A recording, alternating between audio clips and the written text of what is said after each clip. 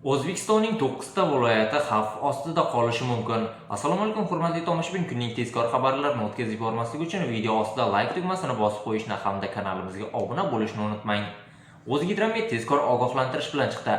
Joriy yilning 2-6 mart kuni kutilayotgan yomg'irlar yog'ishi hamda havo haroratining keskin o'zgarishi sababli 9 ta viloyatda sel, suv toshqini hodisalari yuzaga kelishi mumkin.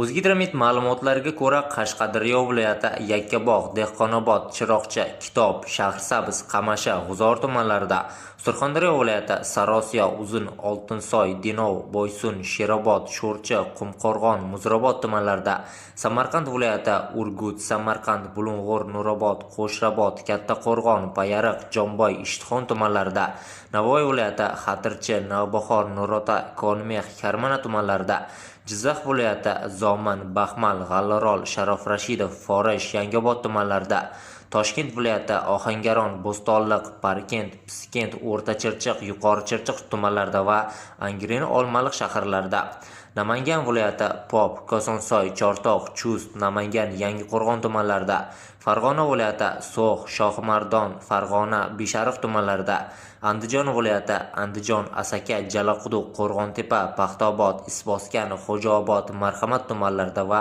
Xonobod shahrida sel, suv toshqini hodisalari yuzaga kelishi mumkin. Respublikaning ayrim hududlarida yomg'ir suvlari to'planish ehtimoli bor. Bu esa hududlarni suv bosishiga olib kelishi mumkin. Tog'li hududlarda istiqomat qiluvchi fuqarolar, dam oluvchilar hamda tog'li hududlarda harakatlanuvchi haydovchilardan ehtiyotkorlik choralarini ko'rish so'raladi.